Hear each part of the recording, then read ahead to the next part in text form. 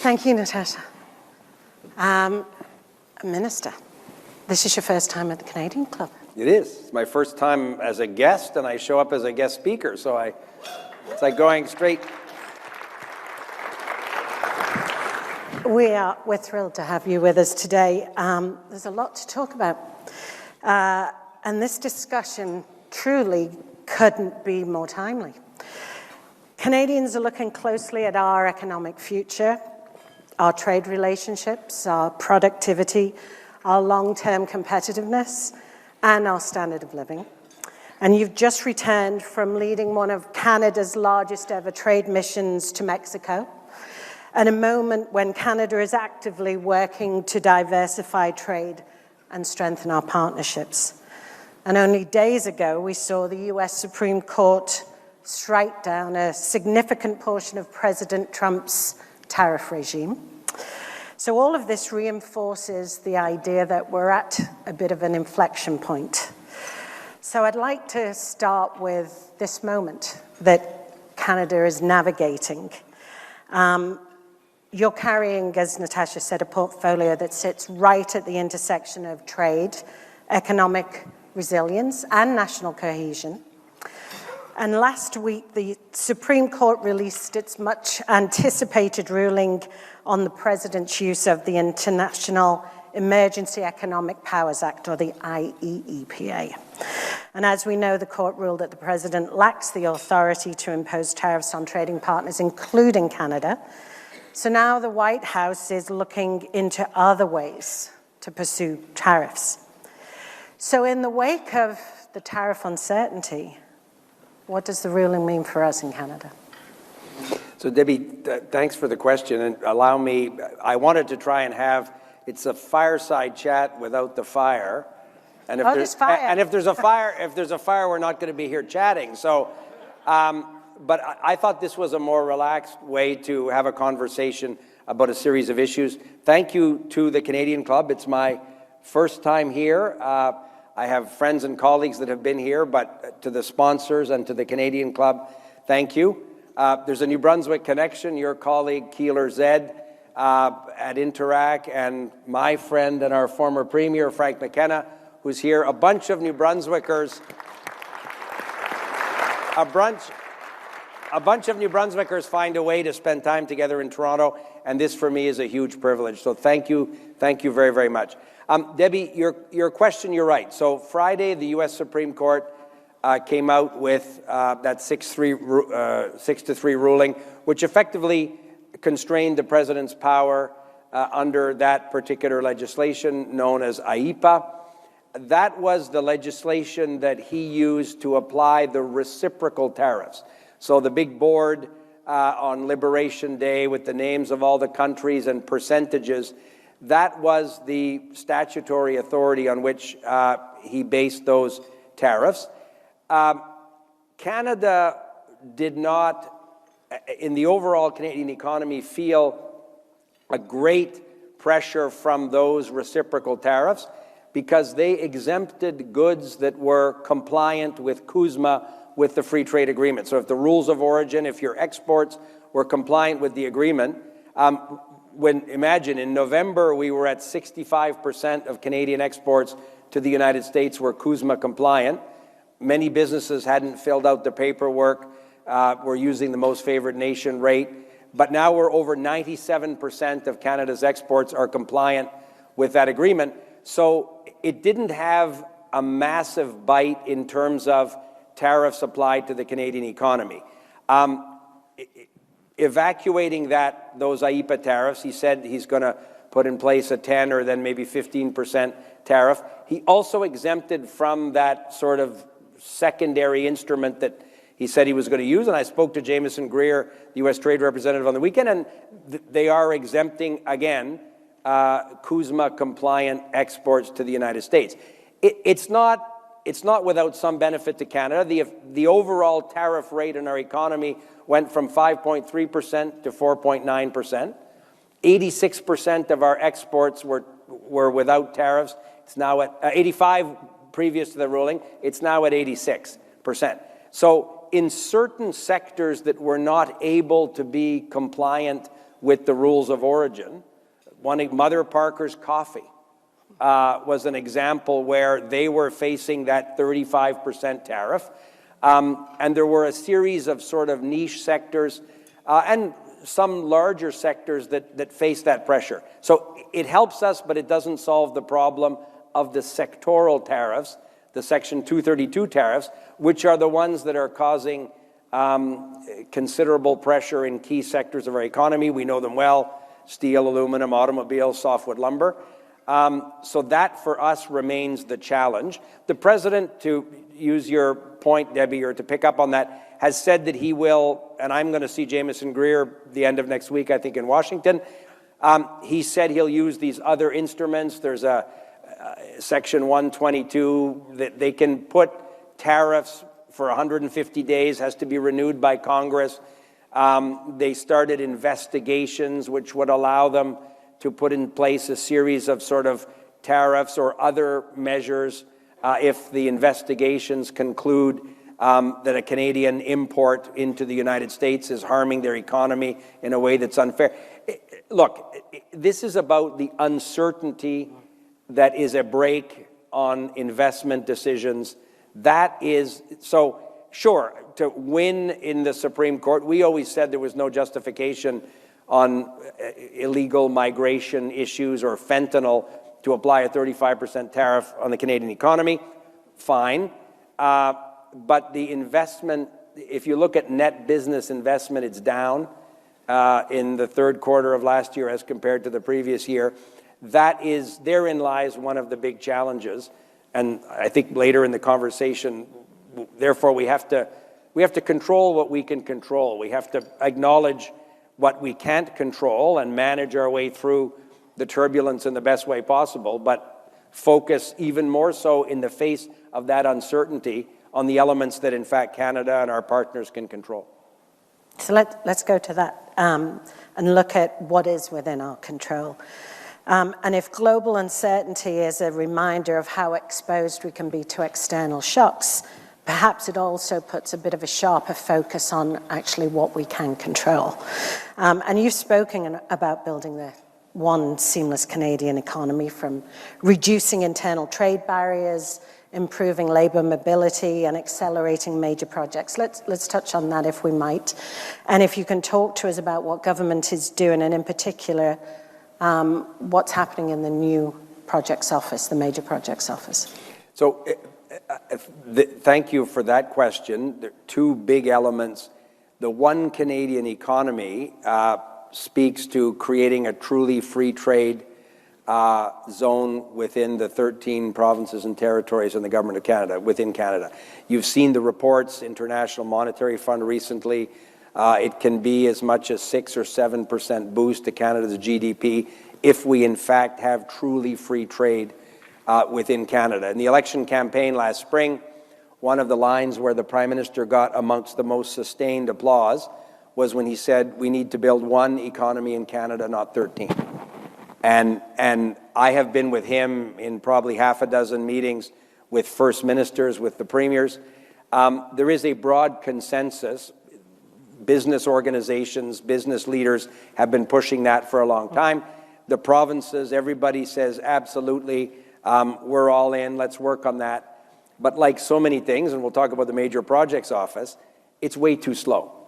It's way too slow. There's always a bureaucratic reason why. Well, no, we need to have another meeting of the working group of deputy ministers. Like, the process becomes the answer. And the process in this case is often the problem. So the Prime Minister, and to be fair, the Premier of Ontario has been a champion in this. Premier Ford has been one of the national leaders with his colleagues. So is the Premier of Nova Scotia. Some are more aggressive with their colleagues in private conversations than others. But there is a consensus we need to get rid of these barriers. So we thought for the first time the Government of Canada should come to that conversation with clean hands. Because we had our own reasons. Financial services was one. Food safety remains a challenge. But there were always national security, of course, big problems. So you exempt a whole series. And procurement is often where this is seen, but it's much more sournois. It's much more invisible than just public procurement. So we eliminated all of the federal exemptions to the free trade agreement in Canada legislatively in June. The Conservatives supported us in that in the House of Commons. So we wiped out by legislation the federal barriers. And the $200+ billion of GDP growth is still a bit elusive because, again, the easy stuff went first. So we made interprovincial trucking regulations. Like different tires, if you drive a truck from Halifax to Ontario, you were supposed to change the tires. You needed 2 different or 3 first aid kits, 2 different kinds of fire extinguishers. So that had existed for decades. So that kind of stuff, the provinces and the Government of Canada wiped out those. Mutual sale of goods. If a particular washing machine is good enough to be sold at Lounsbury's Furniture in Moncton, why couldn't it be sold at a furniture store in Winnipeg? So this mutual sale of goods, the recognition, the provinces made significant progress. But it's getting more complicated when you talk about labor mobility, to your point. So we've said to them, okay, let's focus on 2 sectors as a priority. Healthcare workers. Every jurisdiction is competing for and trying to recruit healthcare professionals in a whole series of health-related jobs. Or construction, skilled trades. If housing is such a concern, understandably, for Canadians across the country, why is it easier to sell a modular home made in New Brunswick in Maine than it is in Quebec or Manitoba? So the size of the door frames are different. Like, really? So if you had one national building code.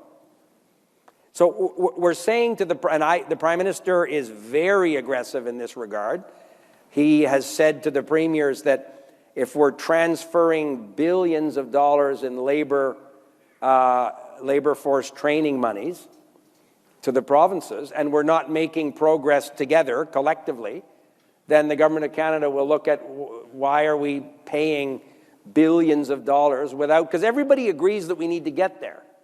But then, you sort of forgot your code. I'm going to go back and pick something up. I'll see you there in the morning. Like there's always a headwind that shows up. So we're not getting the GDP boost that we can and should. But as I said, there's a lot of goodwill, but it's the bureaucratic system that gets heavier and heavier. In New Brunswick, there's more snow in front of the plow all the time. And it's a good bridge to the Major Projects Office, which again was created by legislation in June, precisely because it was taking, we were talking about that at the table, 7 years to get, if we're trying to attract private capital and private investment, and you have an incoherent permitting system with deadlines that constantly shift, or everybody does them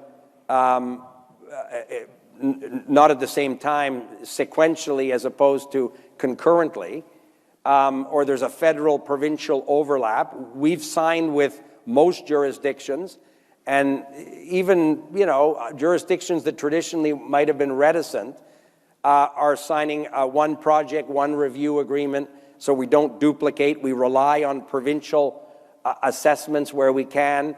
If the Government of Canada has some expertise, the province doesn't, under the Fisheries Act, well, we don't need to have a provincial department review that data. Let's try and bring a coherence.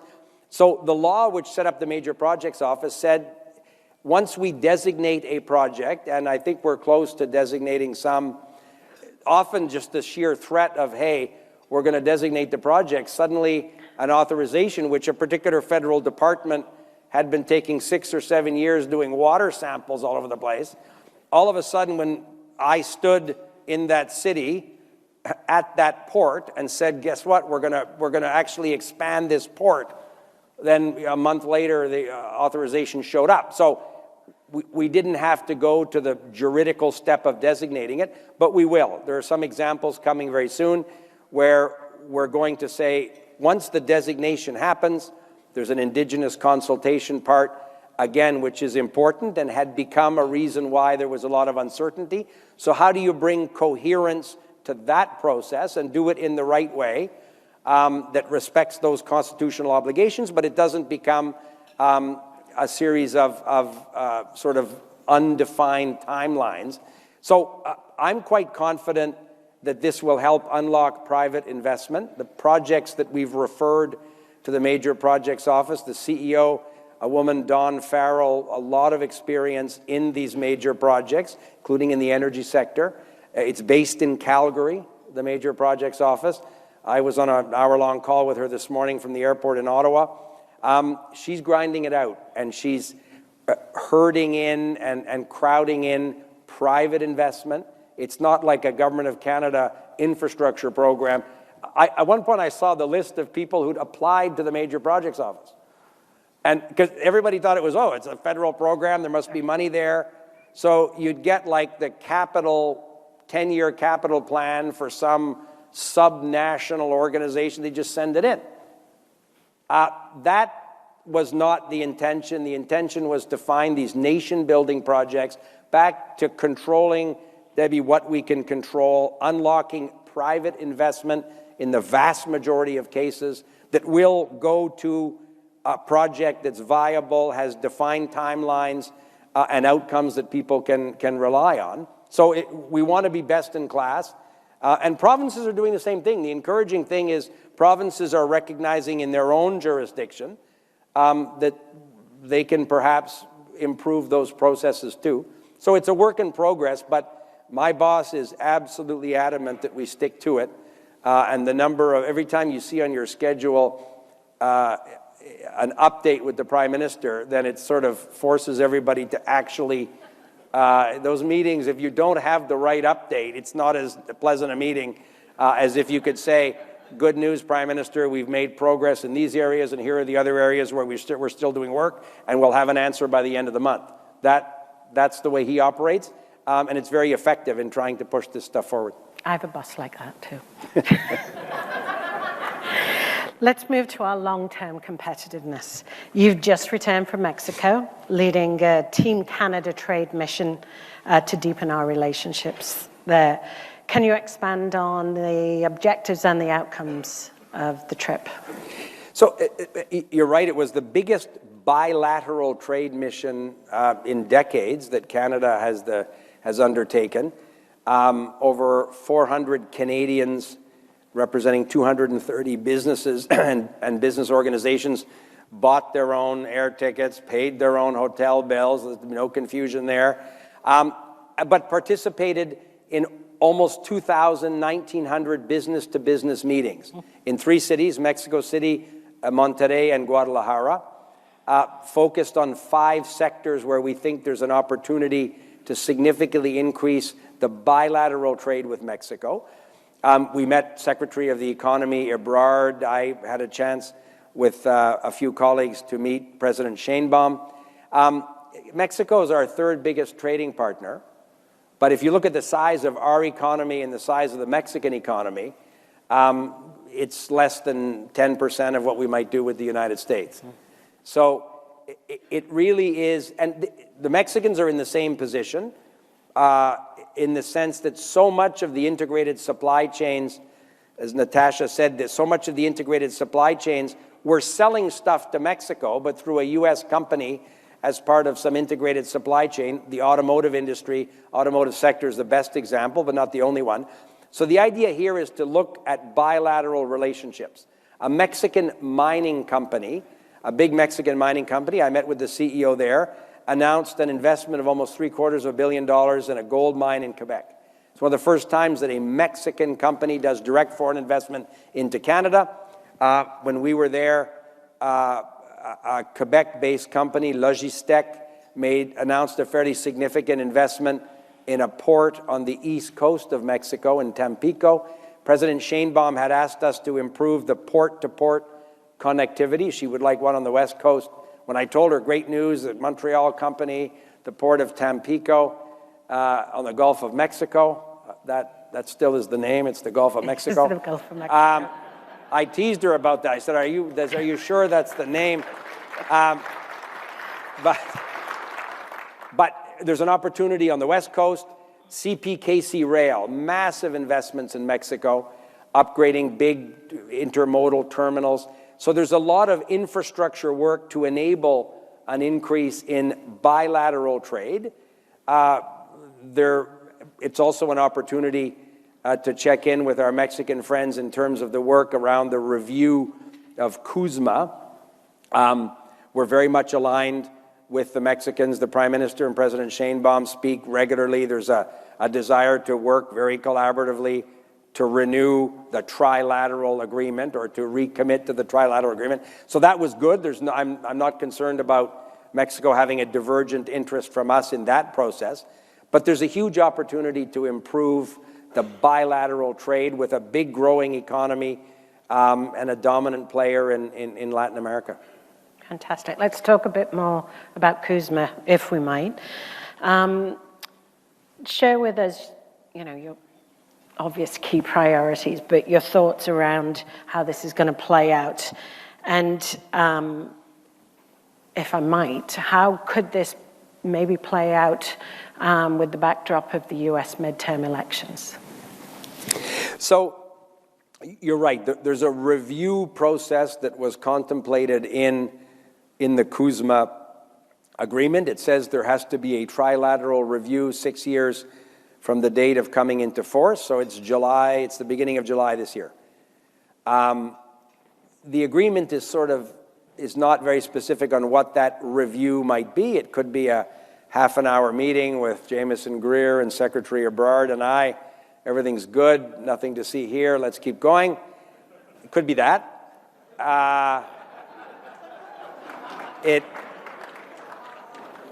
Marcelo Ebrard and I we'd go to Washington. I would invite people to Moncton, but if people want to go. So, and it's Ambassador Greer, it's the U.S. Trade Representative who is leading on the American side this process. There is a public prosecution of the argument, the political argument in the United States, and there are the private government-to-government conversations, which are not discouraging.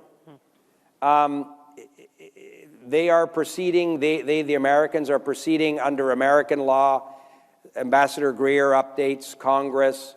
They consult the U.S. industry, as we have done in Canada last fall on 2 occasions. I host a series of meetings with different sectors. That process of getting ready and building up the best arguments coming from businesses, big and small, our provincial and territorial partners, that's going well. I actually think, Debbie, that we could, I'm not pessimistic about renewing the trilateral framework, It doesn't expire, it expires in 2036. It's not, but the review is not a renegotiation. So I've said to Canadian business leaders, it's not 2016 again. You don't need to camp out in a hotel lobby waiting for an update in Washington. We're not going chapter by chapter, and this month it's going to be this sector, and everybody goes down and waits around in hotel lobbies for updates. It's not that.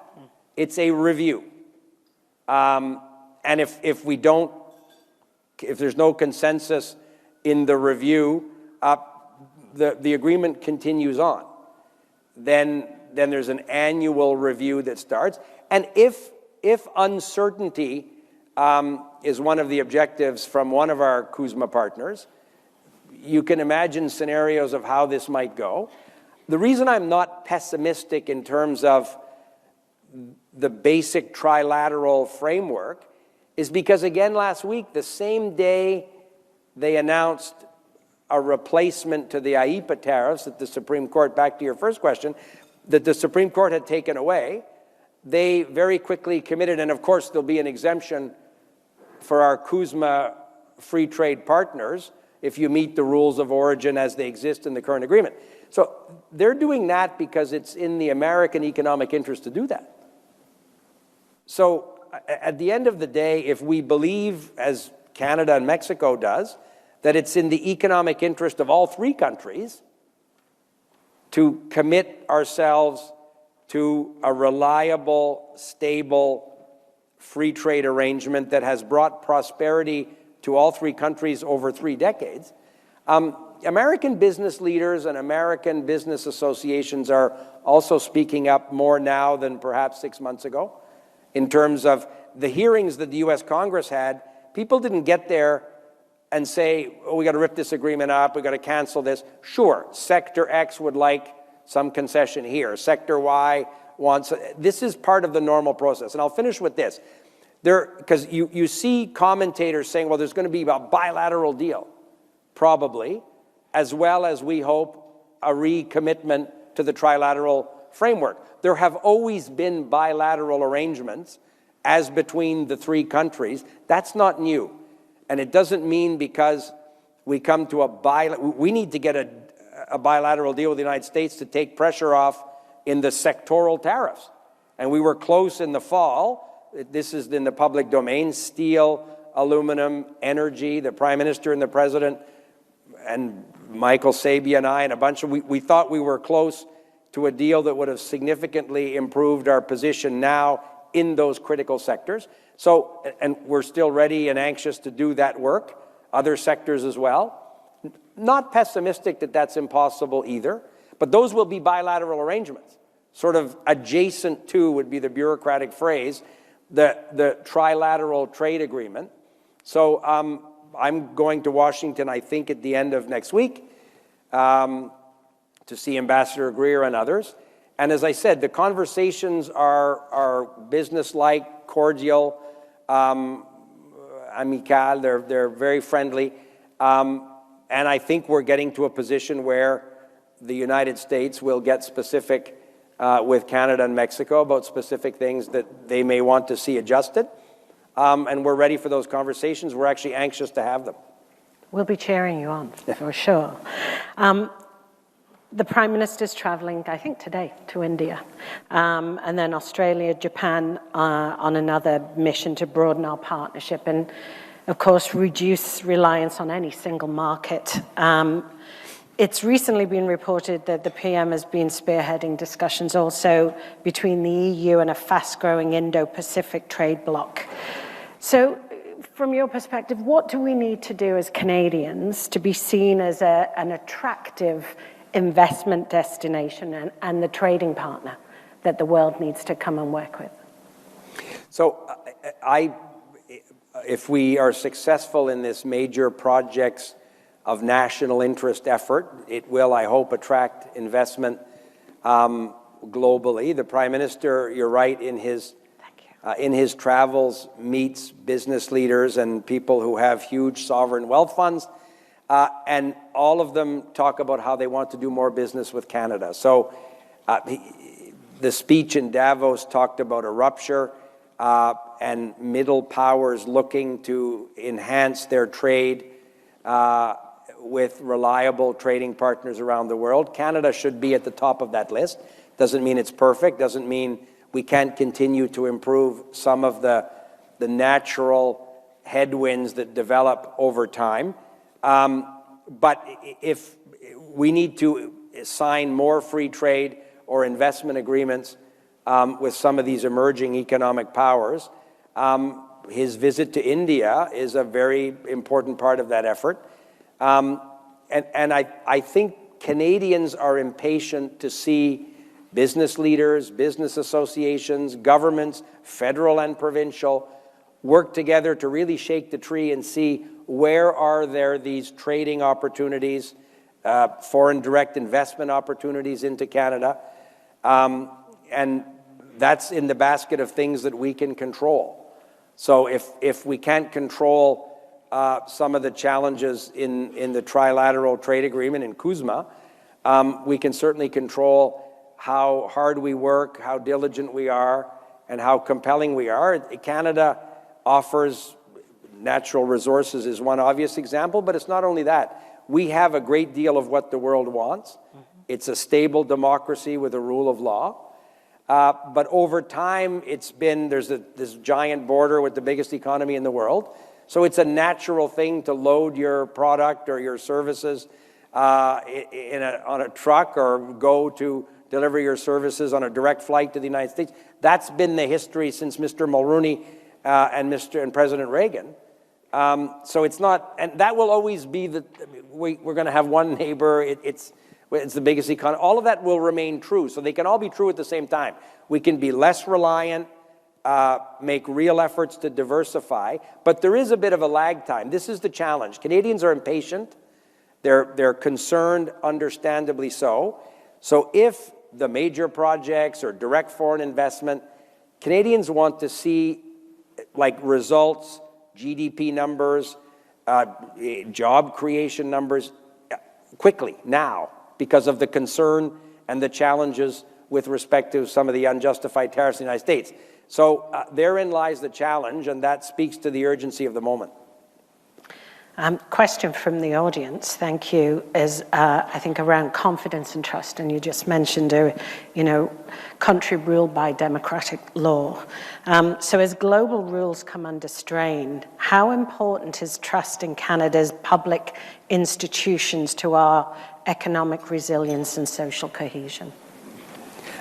I think it's essential, and I don't wade into the internal political debate in the United States. Americans will offer their views and settle those issues themselves. But if you look at the importance of trusting in public institutions and private institutions, it's not just about some government institution. It can be things as important to Canada's economy as the financial services sector. It can be globally competitive Canadian companies extracting natural resources and bringing value to the Canadian economy in a sustainable way. It can be innovation. All of you business leaders have better examples than I could possibly come up with. But we have that capacity in the country. There is a Canadian, it's a cliche, Canadian brand, which speaks to respect for difference, which speaks to being open to the world, which speaks to respecting institutions, being a reliable partner. Nobody's perfect at this stuff, but you don't have to be perfect. You just have to be better than the other person. So I think Canada should be quite enthusiastic about that, recognizing that we can always do better and find better ways. But the Prime Minister, when he comes back from his trips or his phone conversations with other world leaders, or text exchanges, he'll say to us that he's enormously enthusiastic and motivated by how many of these people want to do business with Canada, want to explore investment opportunities. But that sentiment isn't enough. We've got to turn it into concrete economic growth, and therein lies the challenge for us, but for private sector partners around the country. I love this idea of trust, and I see the kind of notion of trust not just as kind of social foundation of key to, a healthy, vibrant economy, but potentially as a competitive advantage. And you and I were chatting just before lunch about, perhaps there is an opportunity here for us to showcase that trust, because unlike other markets, Canadians still have trust in their public and their private sector institutions. So, maybe this is one of our potential new exports to the world, is trust. And that trust, and that, you described it super well, Debbie, that trust can become a brand that can unlock more investment and more interest in Canada. And but the trust is earned over a long period of time and can evaporate very quickly. So it's doubly important that governments, plural. I'm very enthusiastic about the partnership between provincial, territorial, and the national government. I talk to premiers a lot as the Intergovernmental Affairs Minister. There really is a recognition that the moment is urgent. We need to work together and be seen to work together. That is a moment in our federation which speaks to trust too. Trust one another. Different regions of the country, in some cases, have different economic advantages, but we all benefit if we do that work properly. That should be a source of some confidence for Canadians too. What I'm seeing I've been the Intergovernmental Affairs Minister for, it goes back to 2018. See, Ryan Dunn, who's worked with me, when it looked like a very ominous moment. And there are always tensions in the Federation. That's as old as the Confederation itself. But there's a real desire from First Ministers, provincial territorial ministers, and everybody to figure out ways that those differences of opinion don't become sources of distrust or reasons to diminish the confidence in what we need to do in the country right now. I love that. I think Brand Canada is probably a good place for us to wrap up. So, Minister LeBlanc, thank you so much for your time today and for reminding us that while external conditions are always going to change, our ability to align, adapt, and lead is actually within our control. So thank you, Minister. Thank you very much. Thank you.